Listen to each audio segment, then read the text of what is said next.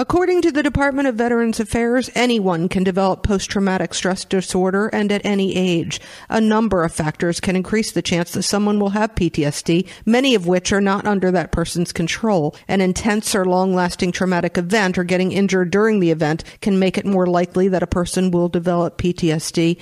And PTSD is also more common after certain types of trauma, like combat and sexual assault. With so much more known about PTSD than there once was, I asked Naval Academy Superintendent Vice Admiral Buck if midshipmen are being taught to recognize the signs and symptoms in themselves or in others because they will be leading people in the future. What we want to teach them at first, though, is to teach them how to protect themselves and to be more resilient, to have some grit, to learn how and appreciate that it's okay to ask for help. That is not what it was like in the military that I joined 40 years ago. PTSD or any type of mental anguish or mental health distractions would have probably seen me exit the military. Mm-hmm.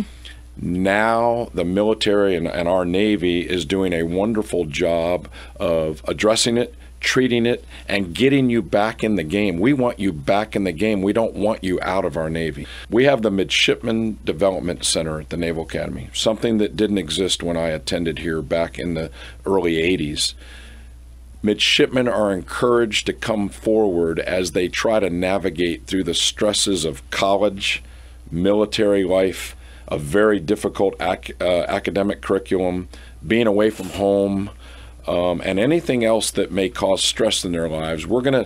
If I can teach a young leader to be resilient and protect themselves, they'll be much better at addressing that in their sailors or their Marines that they lead when they get out of here.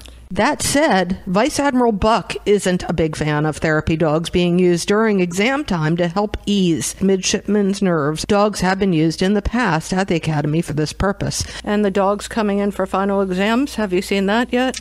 I have, and that will no longer be taking place at the Naval Academy under my watch. Why? I don't think I need to have that to toughen up these young kids. And I'd like the dogs maybe on the weekends.